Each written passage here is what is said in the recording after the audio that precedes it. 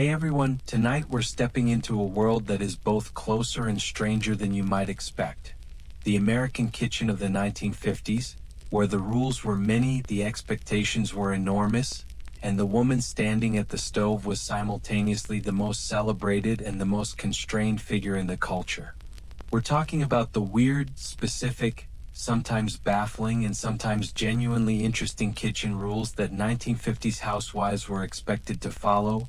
Rules about timing and presentation and cleanliness and nutrition and the correct way to greet your husband and what the kitchen said about your character as a woman and a wife and an American. Before we begin, take a moment to subscribe, but only if you genuinely enjoy what I do here.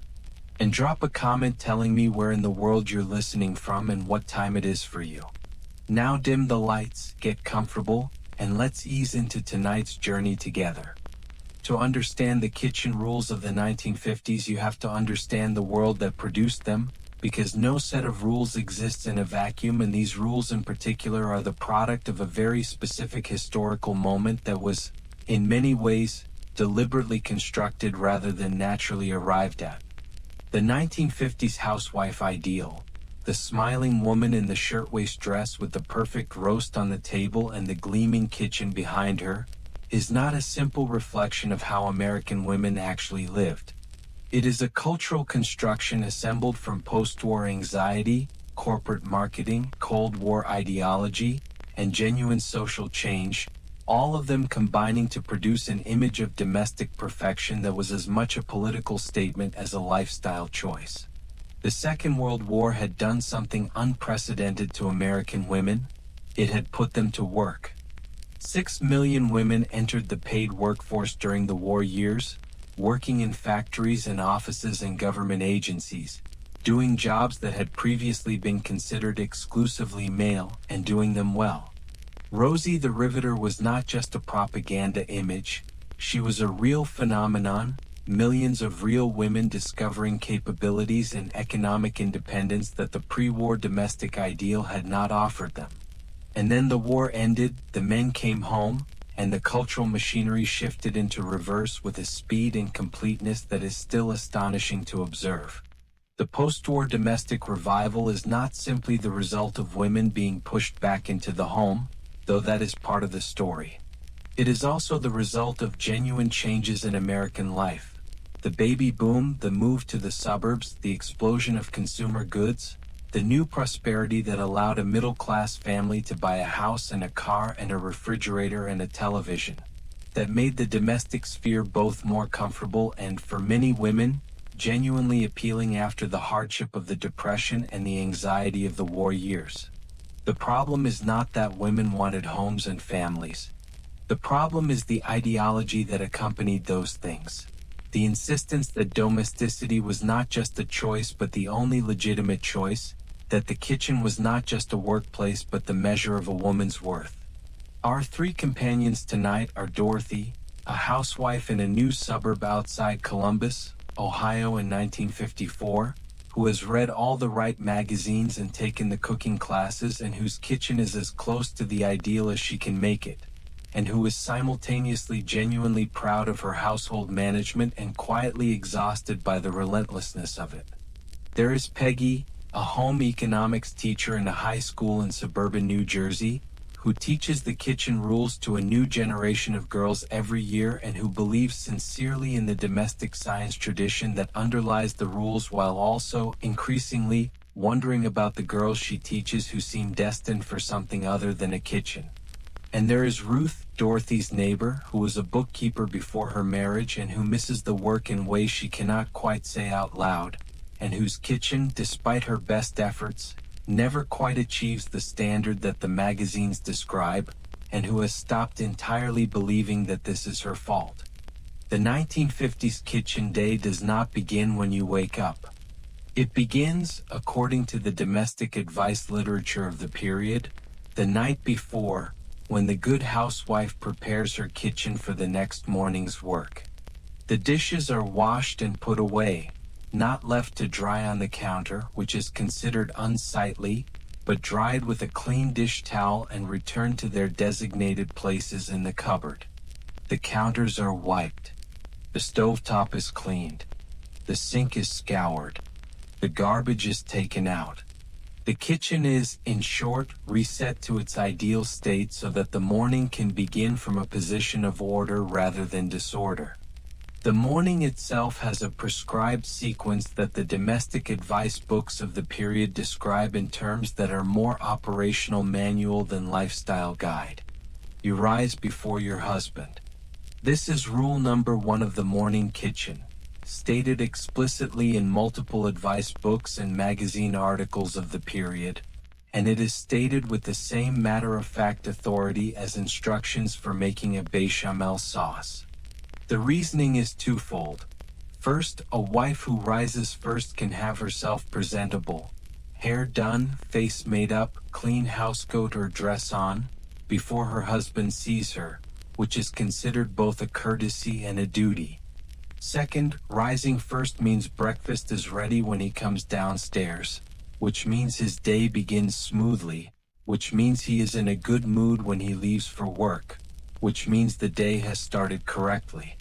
The make-up before breakfast rule is one that strikes many modern readers as particularly strange, but in the context of the 1950s domestic ideal it is entirely coherent. The housewife's appearance is not considered a private matter. It is a professional presentation, the equivalent of an office worker's appropriate business attire, except that the office is the home and the audience is primarily the husband. The advice books are explicit about this. A wife who appears at breakfast in her nightgown with her hair uncombed is failing in her domestic duty. One popular advice column of the period suggests that a wife should think of herself as being always on display, as if guests might arrive at any moment, and conduct herself accordingly. Dorothy sets her alarm for 6:15. Her husband Harold leaves for work at 7:30, which gives her an hour and 15 minutes to shower, dress, apply her makeup, style her hair, make breakfast, pack his lunch, and have everything on the table with the coffee percolating by the time he comes downstairs at 7. She has done this every weekday for 4 years and she's very fast at it. The shower takes 7 minutes. The makeup and hair take 20. That leaves 48 minutes for breakfast production, which is sufficient if she has done her prep correctly the night before. The eggs in the refrigerator door where they are easy to reach, the bacon already out to come to room temperature, the coffee measured into the percolator basket. She runs this kitchen the way an army runs a supply chain, and most of the time it works.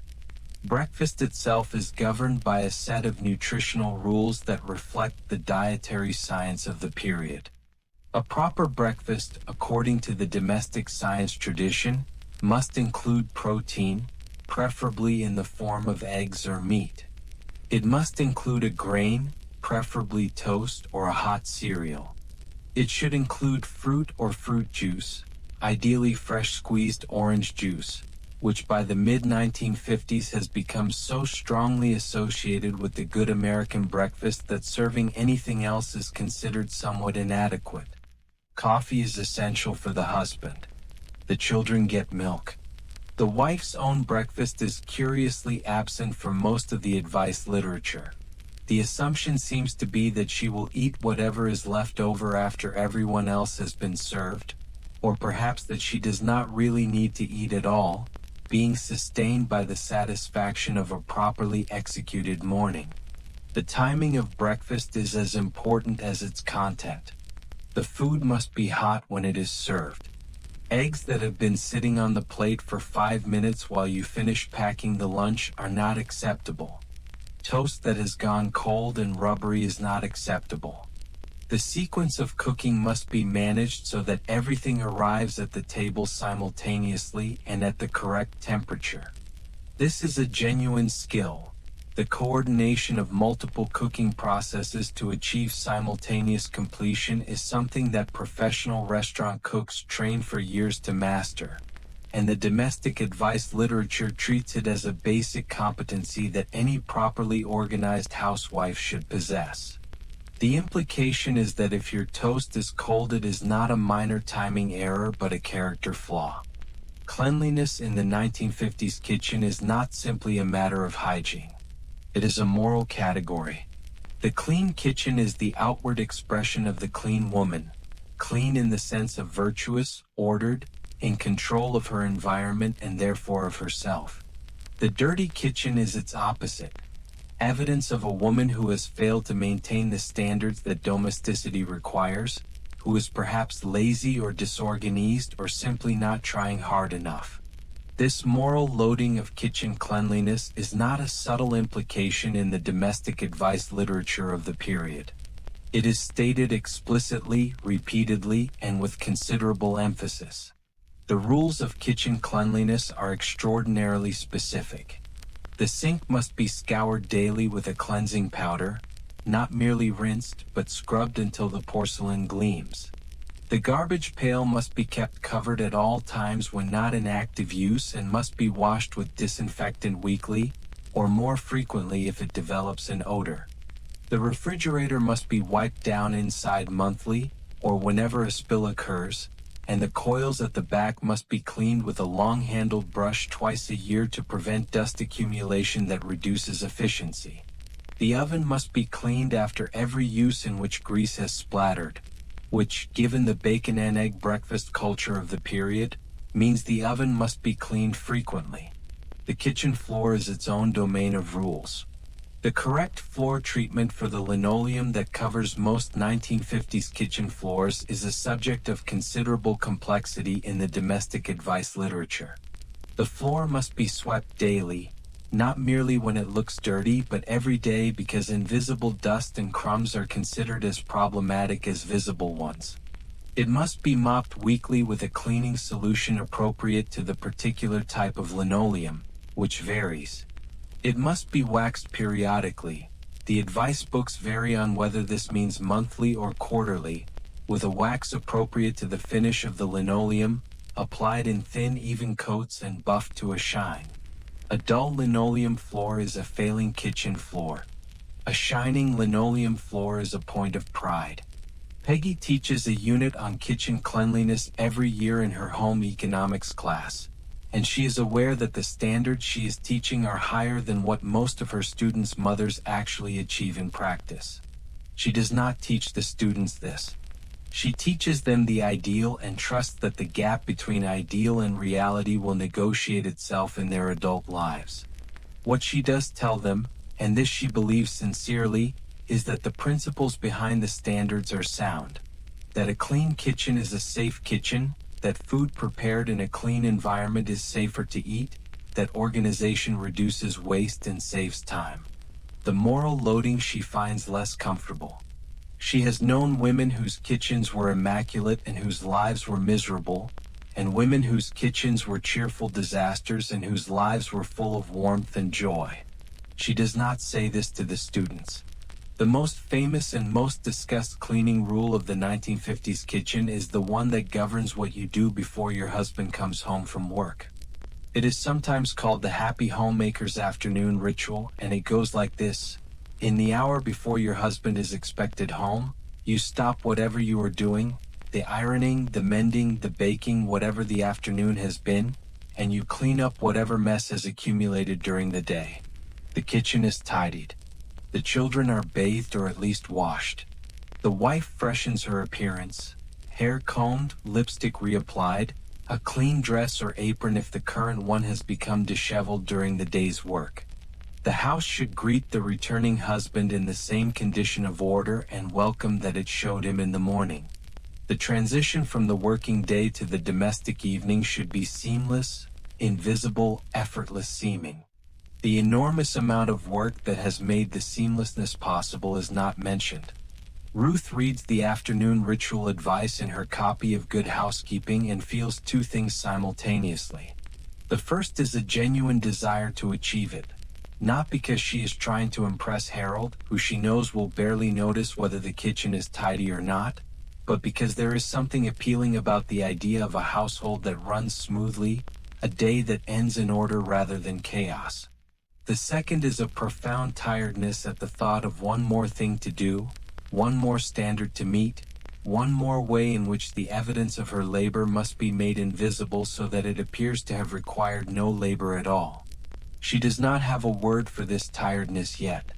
The word will come later. For now, she simply makes a cup of tea and sits at the kitchen table for 10 minutes doing nothing, and then gets up and starts the tidying. The 1950s kitchen is the golden age of American processed food, and the cooking rules of the period reflect a fascinating tension between the domestic science tradition's emphasis on fresh ingredients and careful preparation and the food industry's aggressive promotion of convenience products that promise to make everything faster, easier, and more consistent. The good housewife of 1954 is expected to know how to roast a chicken from scratch and also to know how to use a can of Campbell's cream of mushroom soup as the base for a casserole. She should be able to make a proper pie crust and also to be familiar with the new refrigerated tube biscuits that Pillsbury has just introduced. She should understand basic nutrition and also trust the food scientists at General Mills who have engineered Betty Crocker cake mix to be both convenient and nutritious. The casserole is the defining dish of 1950s American cooking, and its rules are numerous and specific. A proper 1950s casserole, which is to say, a one-dish baked combination of protein, starch, and sauce, often topped with crushed crackers or canned onion rings, must be assembled in a specific order to achieve the correct texture. The protein goes in first. The sauce, almost always containing cream of mushroom or cream of chicken soup, which serves as a kind of universal binding agent in 1950s cooking, is added second. The starch, egg noodles, rice, or cubed bread is stirred in third. The topping is applied last, immediately before baking, so that it achieves maximum crunch rather than becoming soggy. The whole thing bakes at 350 degrees for 30 to 45 minutes, or until the topping is golden and the edges are bubbling. The tuna noodle casserole, the green bean casserole, the chicken and rice casserole. These dishes are so deeply embedded in the 1950s domestic kitchen that they have become cultural touchstones, their names immediately conjuring a specific era and a specific set of social arrangements. The rules around presentation are as detailed as the rules around preparation. A dish that tastes good but looks wrong is not a success in the 1950s kitchen. The food must be attractive, which means color contrast is important. A plate that is all one color is considered unappetizing and reflects badly on the cook's aesthetic sense. Green vegetables provide color. Paprika sprinkled on pale dishes provides color.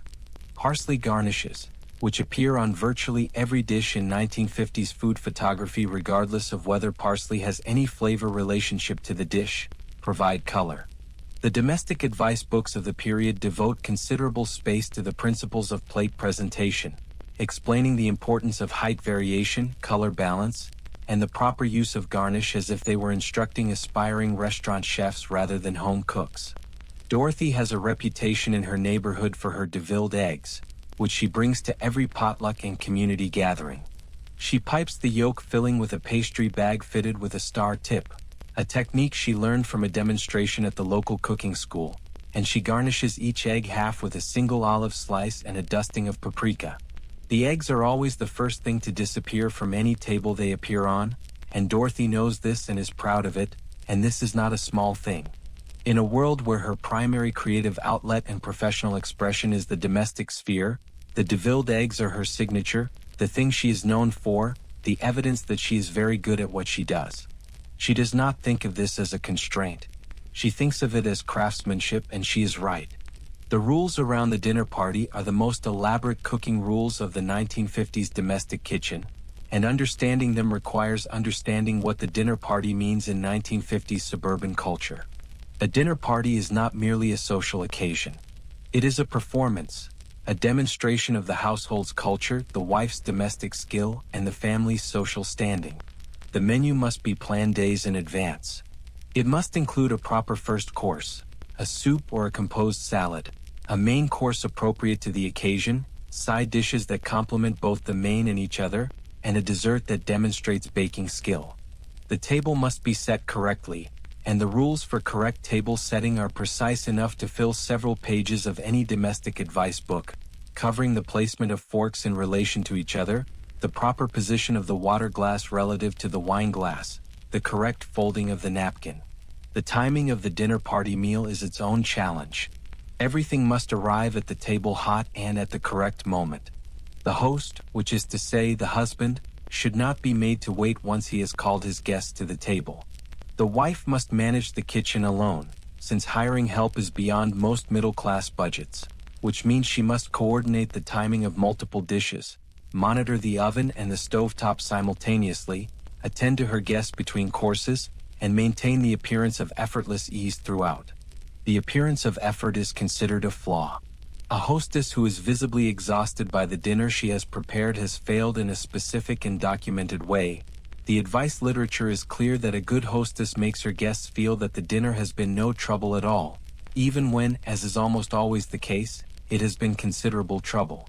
Peggy has hosted exactly 2 dinner parties in the 4 years she has been married, and both of them ended with her crying in the bathroom at 11 o'clock while her husband cleaned up the kitchen with a cheerfulness that she found, in that moment, profoundly irritating. Not because he was doing it wrong, but because the fact that he was doing it meant that she had failed to do it right, which meant the party was already over in the wrong way before the last guest had left. She has arrived at the conclusion that either she is not a natural entertainer or the standards for dinner party hosting are calibrated for someone with either more time or more help than she has. She suspects the latter, but she has not yet said so to anyone. The domestic science movement, which reaches its peak of cultural influence in precisely the 1950s, before the social upheavals of the 1960s begin to dismantle it, is built on a specific idea: that household management, including cooking, is a science, and that the application of scientific principles to the kitchen will improve the health, efficiency, and happiness of the American family. This idea is not absurd. The understanding of nutrition that develops across the early and middle 20th century is genuine scientific progress, and the application of nutritional science to family feeding does produce real improvements in public health. The problem is that the domestic science movement takes a legitimate scientific insight, that food choices affect health, and loads it with moral, social, and gender ideology until it becomes something quite different from nutrition advice. The nutritional rules of the 1950s kitchen begin with the basic 7 food groups, which the USDA introduced in 1943 and which remains the framework for official nutrition education into the early 1950s, when it is replaced by the basic 4. The basic 7 groups are green and yellow vegetables, oranges, tomatoes and grapefruit, potatoes and other vegetables and fruits, milk and milk products, meat, poultry, fish and eggs, bread, flour and cereals, butter and fortified margarine. A proper 1950s meal is supposed to include items from multiple groups, and a week's worth of family meals is supposed to cover all 7.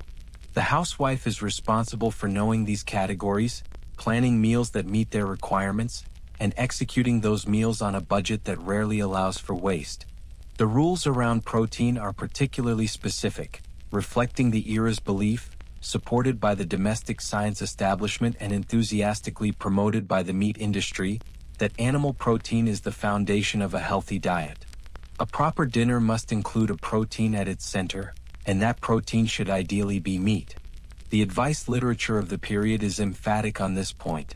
A meatless dinner is not a proper dinner.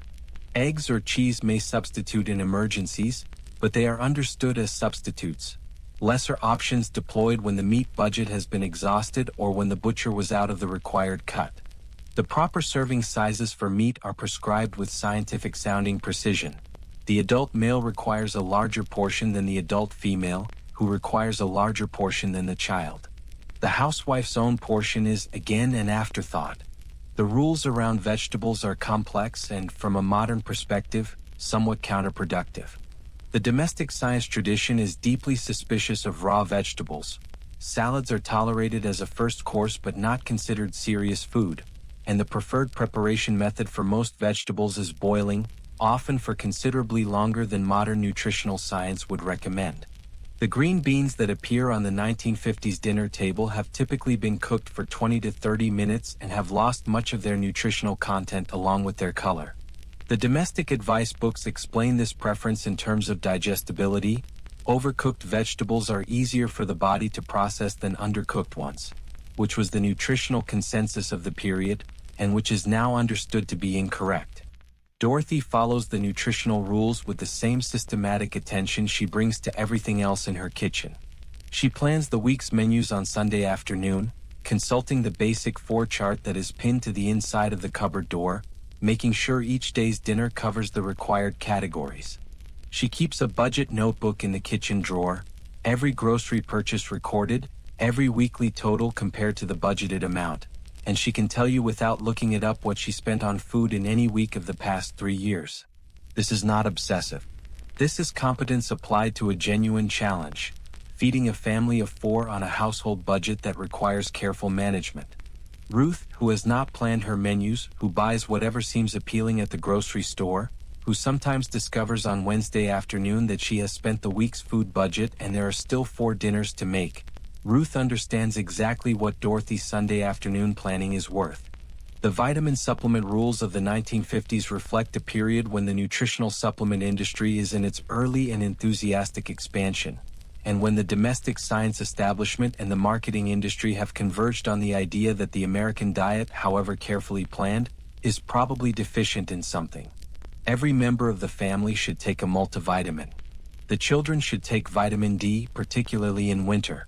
Cod liver oil, which has been administered to children since the 19th century and which children have been resisting with equal consistency, is still recommended for its vitamin A and D content. The domestic advice literature treats vitamin supplementation as both a nutritional practice and a moral one. The good mother who supplements her children's diet is doing her scientific duty. The mother who does not is taking a risk with her children's health that the science does not support. The kitchen economics of the 1950s are governed by a set of rules that reflect both the genuine post-war prosperity of the American middle class and the anxiety about that prosperity that runs through the domestic culture of the period. The middle-class family of the 1950s has more money than its Depression-era parents did, more consumer goods, more space, more of everything. But the cultural memory of the Depression is very recent. Many housewives of the 1950s grew up in households where waste was genuinely dangerous, where a bad harvest or a job loss could mean actual hunger, and this memory produces a domestic economy that is simultaneously more abundant and more careful than either what came before or what comes after. The leftover rules of the 1950s kitchen are a direct inheritance from Depression-era domestic economy, adapted for the more prosperous post-war kitchen. Nothing is thrown away that can be used. The carcass of the Sunday roast chicken becomes Monday's soup stock. The remaining soup becomes Tuesday's rice dish if you add the leftover rice from Sunday's dinner. The bread that is beginning to stale on Wednesday becomes bread pudding or croutons or stuffing for Thursday. The apple that is past its best eating becomes applesauce or pie filling. This was not eccentric frugality, it was the standard expectation of domestic competence. The proof that the housewife could extract maximum value from the household food budget. The grocery shopping rules reflect a level of market intelligence that modern food shoppers rarely need to exercise. The good 1950s housewife knows the price of everything she regularly buys, not approximately but exactly, so that when a sale occurs she can recognize it as a genuine saving and take advantage of it. She knows which stores in her area offer better prices on which categories of goods. She knows when the weekly specials change and plans her shopping accordingly. She compares the price per unit of different sizes of the same product. The large can versus the small can, the pound of butter versus the half pound, and buys whichever represents better value for her storage situation and consumption pattern. She keeps a price book, an actual written record of prices paid, and consults it when planning her grocery list. Ruth is less systematic about her grocery shopping than Dorothy, and she knows it, and this knowledge sits in her as a low-level irritation that she occasionally tries to address by writing lists and comparing prices and then loses the thread of when life intervenes. What she has noticed, though, is that the grocery shopping rules assume that shopping is the housewife's primary occupation, that she has the time to visit 3 different stores to take advantage of 3 different sales, to compare prices across a dozen products, to plan a week's meals around what is cheapest this week rather than what the family wants to eat. She has a 6-year-old and a 4-year-old, and taking them to one grocery store is an exercise in sustained patience and strategic containment. Taking them to 3 is not something she is willing to do. She buys what is convenient and she pays a little more for it, and she has made her peace with this, mostly. The rules around kitchen equipment reflect the post-war consumer economy's enthusiasm for the new and the modern. The 1950s housewife is expected to know how to use the full range of kitchen appliances that the post-war prosperity has made available. The electric mixer, the pressure cooker, the waffle iron, the electric frying pan, the blender. Each of these appliances has its own set of operating rules that must be learned and followed. The pressure cooker in particular carries rules of a distinctly safety-critical character. The stories of pressure cooker explosions are a genuine part of 1950s kitchen lore, and the domestic advice literature is emphatic about the importance of following the manufacturer's instructions exactly, checking the pressure valve before each use, and never, under any circumstances, attempting to open a pressure cooker before the pressure has fully released. The 1950s kitchen is not merely a workplace. It is a social space whose management communicates the housewife's social competence, her class aspirations, and her relationship to the cultural norms of her community. The rules that govern the social dimensions of kitchen management are in many ways the most revealing of the period, because they make explicit what the other rules only imply: that the kitchen is a performance, that the housewife is always an audience for her own domestic life, and that the standards she is expected to meet are set not by her own needs or preferences but by the expectations of others. The coffee rules of the 1950s are a specific and fascinating subset of the social kitchen rules. Coffee is the social lubricant of 1950s suburban life, offered to every visitor who crosses the threshold, expected by the neighbors who drop by for a morning chat, essential at every social occasion from the informal Tuesday morning coffee klatch to the formal Sunday after church gathering. The good housewife always has coffee available. Her percolator is always clean and ready to use. She knows how her regular visitors take their coffee: black, with cream, with sugar, with both, and she provides these preferences automatically without asking, demonstrating the attentiveness and the memory that good hostessing requires.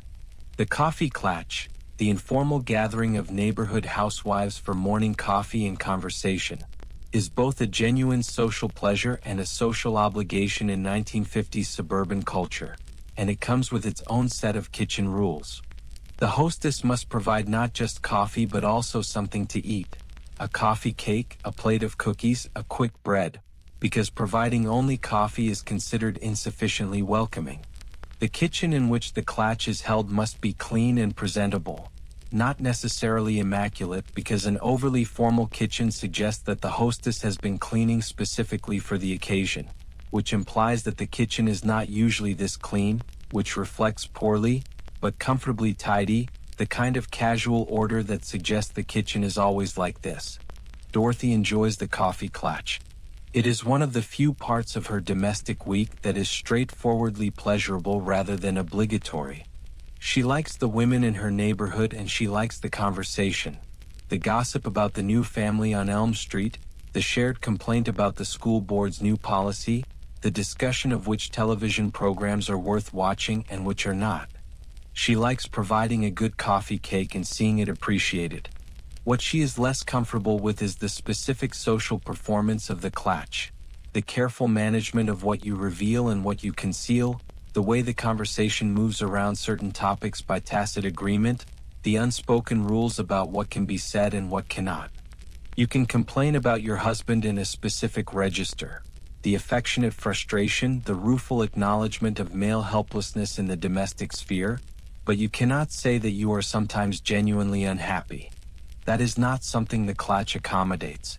The rules about what the kitchen reveals about the family's social class are perhaps the most socially complex of all the 1950s kitchen rules, because they operate on multiple levels simultaneously. The equipment you own, the brand of your refrigerator, whether you have a dishwasher, the quality of your cookware, communicates your prosperity. The food you serve communicates both your prosperity and your cultural knowledge. A dinner party that features beef tenderloin communicates wealth.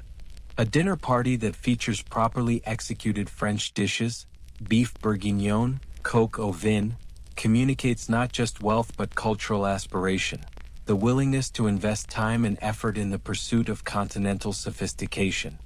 A dinner party that features the same casserole that everyone makes communicates comfort with the suburban norm, a lack of social anxiety, a contentment with being exactly where you are. Peggy is the daughter of a woman who made casserole and coq au vin and beef bourguignon. Her mother had worked as a cook in France before the First World War and had brought the techniques home to New Jersey, where they sat in some tension with the neighborhood's expectation of pot roast and meatloaf. Peggy has inherited her mother's kitchen competence and her somewhat contrary relationship to the domestic norm. She makes a beef bourguignon for her dinner parties that is genuinely excellent, and she serves it with a Burgundy wine at a time when most of her colleagues are still serving California jug wine, and the combination of the two choices positions her, socially, as someone who knows something that other people do not yet know, which is exactly where she wants to be positioned. She does not think of this as snobbery. She thinks of it as standards, which is perhaps the same thing. The 1950s kitchen is a technology showcase in a way that no previous domestic kitchen has been. The appliances that fill the post-war American kitchen are new, and many of them are genuinely useful, and the culture's enthusiasm for them reflects a real improvement in the physical conditions of domestic labor. The electric refrigerator that is now standard in middle-class homes means that food can be kept safely for a week rather than purchased daily. The electric stove that has replaced the wood or coal range means that temperature control is more predictable and the kitchen is no longer filled with smoke and ash. The electric mixer that sits on the counter means that the physical labor of making a cake is a fraction of what it was when it had to be beaten by hand. These are real improvements in the quality of domestic labor, and it is not condescending to the women who valued them to say so. The refrigerator rules of the 1950s reflect both the refrigerator's newness and the domestic science establishment's determination to maximize its utility. The refrigerator must be organized according to specific principles. Raw meat on the bottom shelf to prevent dripping contamination. Dairy products, milk, butter, eggs, in the designated dairy compartment or on the door. Leftovers in covered containers, labeled with the date they were made, on the middle shelf where they are visible and therefore more likely to be used. Vegetables in the crisper drawer, with their moisture levels managed by the specific humidity controls that the more advanced refrigerators now offer. Fruit in a separate section because certain fruits emit gases that accelerate the ripening and spoiling of other produce. The rules around the refrigerator's temperature and the safety of its contents reflect a genuine food safety concern that is especially acute in the 1950s, when the understanding of foodborne illness is advancing but not yet universal. The domestic advice literature is explicit about the danger of leaving cooked food at room temperature for more than 2 hours, about the importance of cooling leftovers before refrigerating them rather than putting them in hot, about the proper thawing of frozen foods in the refrigerator rather than on the counter. These rules are not paranoia. They reflect real scientific understanding of bacterial growth and foodborne illness. They are also, inevitably, presented in a moral register that makes food safety a matter of maternal duty. The good mother who follows the food safety rules is protecting her family. The careless mother who leaves the chicken out overnight is putting her family at risk. The pressure cooker rules deserve particular attention because the pressure cooker is simultaneously one of the most useful and one of the most feared appliances in the 1950s kitchen. The pressure cooker reduces cooking time dramatically. A pot roast that would take 3 hours in a conventional oven takes 40 minutes in a pressure cooker. Dried beans that would take 2 hours take 20 minutes. And in a decade when the housewife's time is theoretically more available but practically still fully consumed by domestic obligations, this is genuinely valuable. But the pressure cooker also requires a level of mechanical attention and adherence to procedure that is different from most other cooking tasks, and the consequences of getting it wrong, a sudden release of high-pressure steam or in extreme cases a structural failure of the pot, are dramatic enough that the domestic advice literature treats pressure cooker safety with the seriousness usually reserved for electrical wiring. Ruth's pressure cooker sits in the back of the cabinet behind the cast iron skillet that she also rarely uses. She bought it in 1952 on the enthusiastic recommendation of a magazine article about modern kitchen efficiency, and she used it 3 times before she became convinced that it was going to explode, and she has not used it since. This is not irrational. 2 of her neighbors have had pressure cooker incidents that were not quite explosions but were sufficiently alarming. One involving the contents of the pot being distributed across the ceiling, one involving a burn to the forearm that required medical attention, to confirm her decision to leave it where it is. She has also concluded that the 40 minutes the pressure cooker saves on a pot roast is not worth the anxiety it produces, and that anxiety has a real cost that the domestic advice literature's enthusiasm for kitchen efficiency does not acknowledge. The written rules of the 1950s kitchen, the rules in the domestic advice books and the women's magazines and the home economics textbooks, are only part of the story. Underneath and alongside the official rules there is a second layer of unwritten rules, equally powerful and in many ways more constraining, that govern what a housewife can feel about her kitchen life, what she can say about it, and what she is permitted to want beyond it. These unwritten rules are the ones that Betty Friedan will document and analyze in The Feminine Mystique, published in 1963, and whose articulation will be so powerfully recognizable to the women who read it that the book will become one of the most influential documents of the 20th century.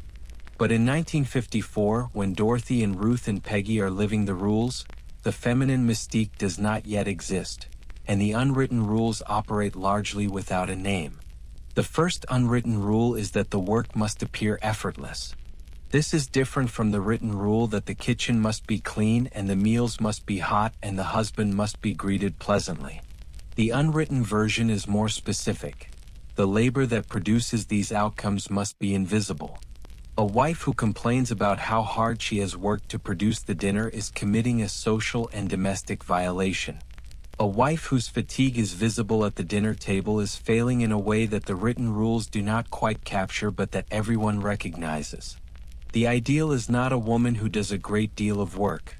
The ideal is a woman for whom all of this appears to require no work at all, who moves through her domestic day with the effortless competence of someone for whom excellence is simply natural. The second unwritten rule is that the kitchen should be enough. This is perhaps the most consequential of the unwritten rules and the one that Friedan's book will most directly address. The written rules of the 1950s domestic advice literature assume that the properly organized kitchen, the correctly executed meal, the satisfied family at the dinner table. These things are sufficient sources of meaning and fulfillment for an adult woman. The possibility that a woman might want something else, or want something in addition, or find that the kitchen's satisfactions are real but limited, this is not accommodated in the written rules. It exists in the 1950s, primarily as a source of private guilt for the women who feel it. Ruth feels it. She feels it most acutely on Sunday afternoons when the week's domestic work is done and she sits at the kitchen table with the crossword puzzle she allows herself as a small luxury, and she is aware that the crossword puzzle makes her happy in a way that is different from the satisfaction of a well-executed dinner. Sharper, more personally located, more specifically hers. She was good at her bookkeeping job. She was genuinely good at it. She understood numbers the way that Dorothy understands kitchen timing, with an intuitive competence that her employer had noticed and valued. She misses it in the way that you miss a language you used to speak fluently but no longer have occasion to use, not dramatically, not unbearably, but as a low-level constant awareness that something that was part of you is now dormant. The third unwritten rule is that the dissatisfaction, if it exists, must not be named. This is the rule that operates through the coffee klatch, through the conversations with neighbors, through the exchanges with husbands. You can express exhaustion as a form of comedy, the chaotic morning, the failed recipe, the children's refusal to eat the nutritionally correct dinner, but you cannot express it as genuine grievance. You can acknowledge the difficulty of domestic work in the abstract while implying that you personally find it manageable. What you cannot do in most 1950s domestic social contexts is say, "This is not enough. I need more. I was better than this when I had the chance to be." Peggy is beginning to understand something about the girls she teaches home economics to. Some of them are going to be excellent housewives and some of them are going to be excellent at other things, and the excellent housewives are identifiable by a particular quality of genuine engagement with the domestic arts that the others do not share. The others go through the cooking lessons and the cleaning demonstrations and the nutrition units with a competent compliance that is not quite enthusiasm, and Peggy has started to think about what happens to girls like that when they grow up and find themselves in kitchens. She has started to think about whether home economics, as it is currently constituted, is serving all of the girls she teaches, or only some of them. She has not said this to anyone. She is not sure she would know how to say it without seeming to be attacking something she has spent her professional life promoting. The kitchen rules of the 1950s did not disappear overnight. They eroded gradually across the 1960s and 1970s and beyond, under the pressure of multiple forces. The women's movement that Friedan's book helped catalyze, the entry of women into the paid workforce in increasing numbers, the changes in family structure, the evolution of food culture, and the simple demographic reality that by the mid-1960s a generation of women who had been educated in the 1950s ideal were finding, in large numbers, that the ideal was not what they had been told it would be. The food culture changed dramatically. Julia Child's Mastering the Art of French Cooking, published in 1961, and her subsequent television program The French Chef, beginning in 1963, did something remarkable to American food culture. They treated cooking as a serious intellectual and creative activity. They acknowledged the possibility of failure without turning it into a moral judgment, and they addressed the home cook as a curious adult rather than a domestic manager. Child's kitchen is not the 1950s kitchen. It is messy and chaotic, and she drops things and makes mistakes and laughs about it, and the effect on American food culture is profound and lasting. The idea that cooking can be pleasurable rather than obligatory, creative rather than merely competent, something you do for yourself rather than for the family's nutritional requirements. This is not the 1950s domestic science idea of cooking, and its arrival represents a genuine shift. The convenience food industry, which had helped create the 1950s kitchen ideal by promising to make domestic labor more manageable, eventually contributed to its dismantling by making it genuinely more manageable. By the 1970s, frozen dinners, fast food, and the microwave oven had changed what was expected of the home cook in ways that the 1950s domestic advice literature could not have anticipated. The requirement that dinner be a hot from-scratch meal with multiple components prepared by the housewife is quietly abandoned, not through any ideological revolution but through the simple market logic of products that make it unnecessary. The casserole survives. The parsley garnish does not. Dorothy's daughter grows up watching her mother's kitchen management with an admiring attention that is also, increasingly, a critical one. She learns to cook. Dorothy is a good teacher, but she also goes to college and then to graduate school, and then to a job that she values, and she runs her own kitchen in the 1980s with a cheerful pragmatism that would be unrecognizable to the domestic advice literature that shaped her mother's cooking education. She uses convenience foods without guilt. She does not make her husband's lunch. She and her husband share the cooking according to who has time rather than according to gender. She does not make deviled eggs, she does not have the patience for the pastry bag and the star tip, but she makes a very good beef stew and she is proud of it, in exactly the same way that Dorothy was proud of the deviled eggs, and this continuity is perhaps the most important thing that the 1950s kitchen passed on. Ruth goes back to work in 1961 when her youngest starts school, and the relief she feels on her first day back in an office is so strong and so immediate that she cries in the ladies' room at lunchtime, not from sadness but from the recognition of something she had been missing for 7 years finally being restored. She is still a good cook. She still runs an organized household. She still makes a pot roast on Sunday that her family associates with comfort and home in a way that persists for the rest of their lives. But the pot roast is now one thing she does, rather than the primary evidence of her worth as a person, and this difference, between the thing you do and the thing you are, is perhaps the most important distinction that the 1950s kitchen rules failed to make. The weird kitchen rules of the 1950s are worth understanding not as curiosities or as evidence of a simple and oppressive past, but as a complex document of a specific historical moment when American culture was trying to manage the contradiction between women's expanding capabilities and the social structures that had not yet caught up with those capabilities. The rules are specific and often strange and sometimes genuinely useful and sometimes genuinely harmful. They tell us about the food and the technology and the economics of a specific era. They also tell us about the distance between the official description of a life and the lived experience of that life. A distance that is not unique to the 1950s, that exists in every era, and that the people living it negotiate in the privacy of their own kitchens, in the 10 minutes of silence between the tidying and the starting of dinner, in the crossword puzzle on Sunday afternoon, in the moment of standing at the stove and thinking about something else entirely. It is 7:30 in the evening in Dorothy's kitchen. The dinner dishes are done, the children are in bed, and Harold is in the living room watching the news. Dorothy is sitting at the kitchen table with a cup of tea and her menu planning notebook, working out next week's dinners. She does this every week and she finds it genuinely satisfying. The puzzle of it, the matching of what is on sale with what the family likes to eat, the satisfaction of a week's meals that hit every nutritional category and come in under budget. The kitchen is spotless. The counters gleam. The percolator is ready for morning. She is, by every measure the domestic advice literature provides, an excellent housewife. She is also tired in a way that the domestic advice literature does not quite have language for, and she knows this, and she has decided that the knowing is enough. She writes down Tuesday, chicken casserole, and turns the page. Peggy is in her kitchen correcting home economics tests. The question she is grading asks students to describe the correct procedure for setting a formal dinner table, and the answers range from excellent to baffling.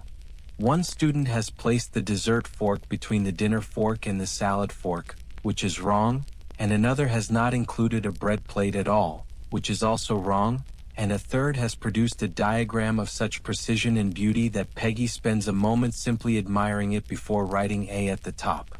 She pours herself a glass of milk.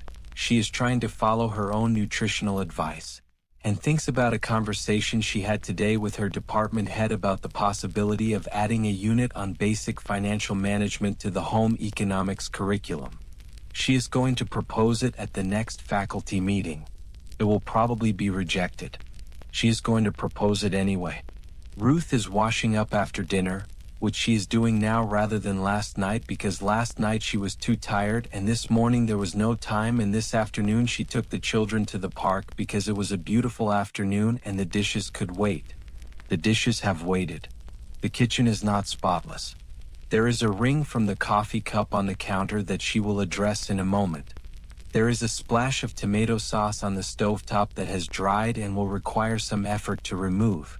The linoleum is due for a mop. She is aware of all of this and she is not, at this moment, troubled by it. She is listening to the radio, a program about jazz that Harold does not like but that plays on the kitchen radio when she is alone, and she is washing a bowl and thinking about nothing in particular, which is the closest she gets most days to peace. It is not a bad life. She knows women who have worse. She also knows that she is capable of more, and she is beginning to think about what to do with that knowledge. The kitchen light in all three houses stays on a little longer than it needs to.